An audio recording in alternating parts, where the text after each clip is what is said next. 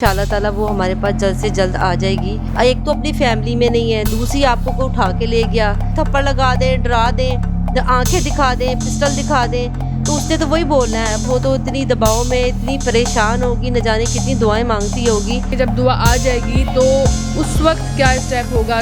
किसी का बच्चा उठा के ले जाते हैं, घर वालों को, बच्चा तो आप लेके गए और पीछे घर वालों को आपने मार दिया। ज़ाहिर है इनका अंजाम होगा वो अच्छा तो नहीं होगा। ज़ाहिर सी बात है, हमने तो कितनी मिन्नतें तक इन लोगों से की।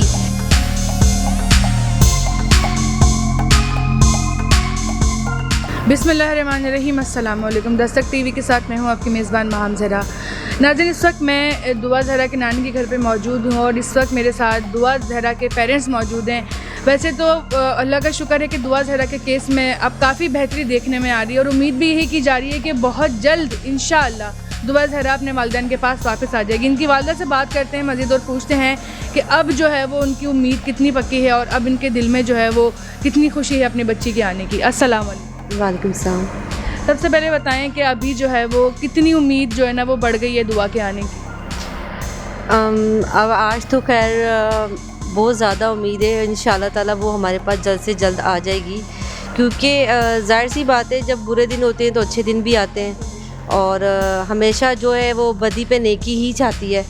ठीक है, और क्या कहते हैं, बस यही है कि बस दुआ भी यही है कि जल्द से जल्द हमारे पास वो आ जाए और इंशाल्लाह ताला वो हमारे पास आएगी। क्योंकि हमने आखिरी दम तक अपनी जो ना वो हिम्मत नहीं हारनी। क्योंकि हम लोग इसलिए नहीं बच्चे पैदा करते कि कोई भी आए और वो हम पैदा करें, परवरिश करें उनकी, चाहे वो बेटी हो चाहे बेटा हो, और कोई भी आए और वो उठा के लेके चला जाए और सेकंड उसके फिर उसका निकाह शो कर दे, चाहे वो फेक हो चाहे जो भी हो।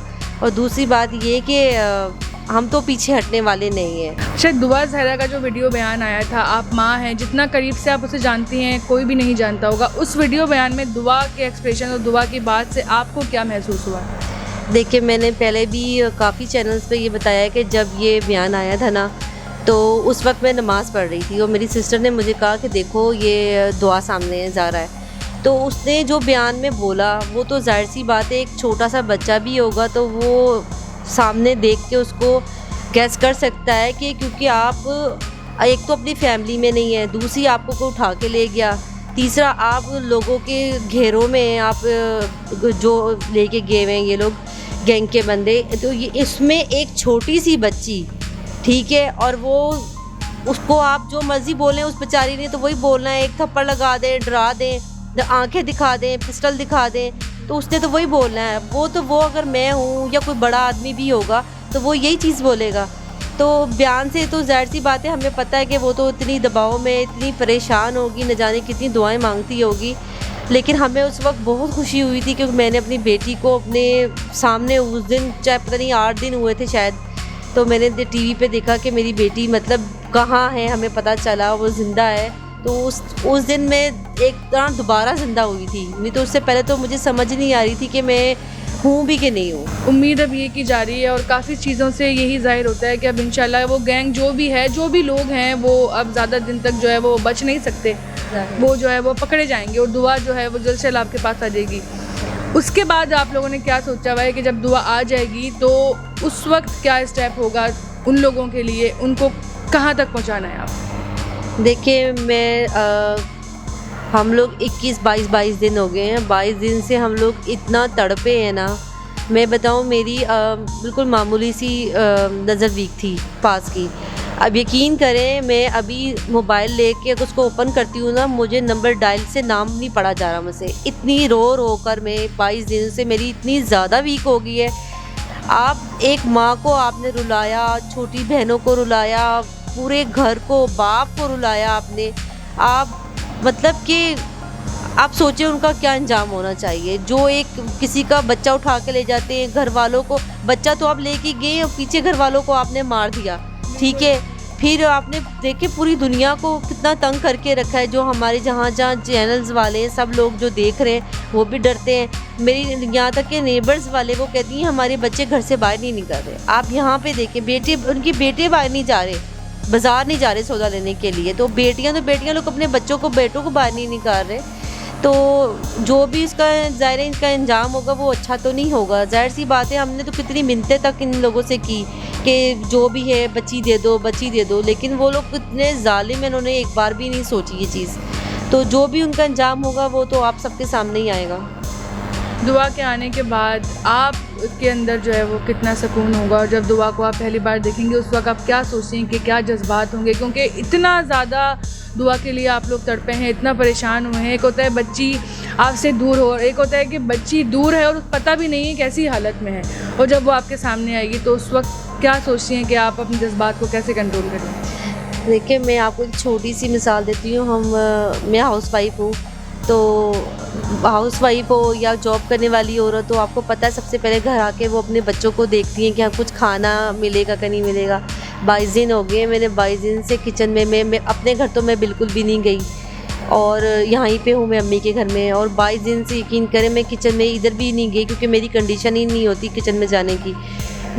आज मैं बैठी हुई, मैं सोच रही थी कि मेरी बेटी जिस दिन घर आएगी तो मैं अपनी छोटी बेटी को रोटी बना के दूँगी, तो सबसे पहले मैं ज़ारा की बनाती थी। तो वो मेरे हाथ से ही पराठा खाती है, वो किसी से भी नहीं खाती थी। कहती थी मम्मा मुझे आपका पसंद है, अंडा मेरा पसंद था उसको बनाना, पराठा मेरा पसंद था। तो मैं आज सोच रही थी कि मैं अपनी जब सकीना का बनाऊंगी तो मैं साथ में सबसे पहले ज़ारा का बनाऊंगी। तो मुझे पूरी उम्मीद है वो आएगी, मैं उसी तरीके से जैसे उसका ख्याल करती थी उससे मैं कहीं गुना ज़्यादा ख्याल करूँगी। मैं तो तड़प रही हूँ कि कब मेरे सामने वो आए और मैं उसको देखूं, उसे प्यार करूं, सीने से लगाऊं। मैं आपको बता नहीं सकती, मेरे पास अल्फाज नहीं है बोलने के लिए। अच्छा, दुआ की जो छोटी बहनें हैं, जाहिर सी बात है जब आपस में बहनें होती हैं तो वो बहुत ज़्यादा अटैच होती हैं, साथ खेलना, साथ उठना बैठना। दुआ के जाने के बाद उनका जो है ना वो किस तरह का रद्द-ए-अमल था, वो कितना ज़्यादा जो है ना अपसेट हुई? मेरी जो ज़ारा से छोटी है सकीना, वो जब से ज़ारा की है ना वो खाना नहीं खा रही है। तो आज मैंने उसको बड़े प्यार से उसको बड़ा करके बोला कि थोड़ा सा ही बेटी आप पराठा खा लो। कह रही, उसने मुझे जवाब दिया, मेरे से ज़्यादा नेबर्स बैठी हुई थी, हम दुआ पढ़ रहे थे बैठे हुए। कहती मम्मा जिस दिन ज़ारा आएगी ना मैं उस दिन खाऊंगी। तो मैंने कहा बेटे ऐसे नहीं करो, ज़ारा आएगी तो आपने तो स्ट्रॉन्ग होना है ना, उसके लिए वो वीक होगी, आप स्ट्रॉन्ग होगी। तो यकीन करें वो इतनी छोटी सी बच्ची है, लेकिन वो उसको पता नहीं किस चीज़ का खौफ है, क्या चीज़ है, वो खाना नहीं खा रही। मैं उसको अगर नगर्स देती हूँ तो वो भी नहीं खाती है, पराठा भी नहीं खा रही, कोई चीज़ नहीं खा रही है वो। लेकिन यकीन करें जिस दिन से ये वाक़या हुआ है, मैं खुदा को हाजिर नाजिर करके कहती हूँ मेरी बेटी सोए सोए इतना डरती है, एकदम से डर के उठती है, फिर मुझे पकड़ लेती है और जो सो रहा होगा उसको पकड़ के सोती है। तो बच्चे को तो शायद ये चीज़ें हम बोल नहीं सकते, लेकिन फीलिंग तो हो जाती है ना। अच्छा, जब से ये दुआ ज़हरा का जो केस है, दुआ ज़हरा का जो भी मामला सामने आया है, आवाम भी साथ साथ आप लोगों के है, दुआ गो है आप लोगों के लिए, आपकी बच्ची के लिए। और सभी चाहते हैं कि जल्द से जल्द जो है वो दुआ अपने माँ बाप के पास आ जाए। लोग बड़े ही दिल से दुआएं कर रहे हैं, बड़े दिल से सपोर्ट कर रहे हैं, तो उन देखने वालों को आप क्या बोलना चाहेंगे? हमारे साथ अवाम ने बहुत साथ दिया है। यकीन करें जब ये वाक़या हुआ था ना, इंडिया से, कनाडा से, कोई कहीं से, इतनी कॉलें थी, माँओं की कॉलें थी जिनको मैं जानती भी नहीं हूँ। कोई कहती हम मिलाद करवा रहे हैं, कोई कहती हम फ़लाँ वजीफ़ा करवा रहे हैं, कोई कहती मैंने इतने नफल माने। कौन किसकी बेटी के लिए मानता है? यकीन करें मुझे औरतों ने इतनी दुआएं बताई, वजीफ़े बताए, उन्होंने कहा हम मनते मान रहे हैं। तो हमारे साथ यकीन करें इसलिए हिम्मत भी आई कि हम अकेले नहीं हैं, और माएँ भी हैं और बाप भी हैं। लोगों के बाप तक के फ़ोन आए हैं मेरे भाइयों के नंबर पे कि आप परेशान मत होएं, हम आपके साथ हैं। तो ये कि अभी भी मैं आप सबसे यही कहती हूँ कि आप हमारा आवाज़ बने रहें, और जो नहीं दुआ करें कि वो जल्द से जल्द आ जाए।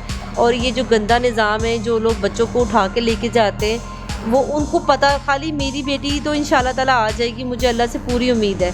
लेकिन आइंदा किसी की बेटी को कोई हाथ लगाने से पहले ना 100 दफ़ा सोचिए कि हमारे साथ होगा क्या।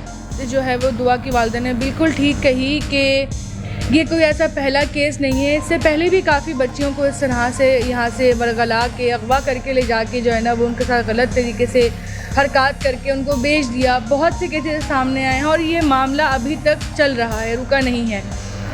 इस माशरे में सेफ़ नहीं हैं बेटियां, लड़कियां। लोग इतने खौफज़दा हो गए हैं कि वो अब अपनी बच्चियों को बाहर निकालने से बहुत डरते हैं। हम सबकी भी यही दुआ है कि जल्द से जल्द जो है वो दुआ वापस आ जाए, और आगे से भी मोहतात रहें। माँ बाप से भी मैं अपील करूँगी कि अपनी बच्चियों पे जो है नज़र रखें, मोहतात रहें, क्योंकि आप बाहर के माशरे को सुधार नहीं सकते। ये जो इस तरह के गैंग्स होते हैं ये एक नहीं है, इस तरह के हज़ारों गैंग्स हैं अलग अलग जगहों पे जो इस तरह का काम कर रहे हैं, और ये हमारे लिए, हमारे बच्चों के लिए ख़तरा है।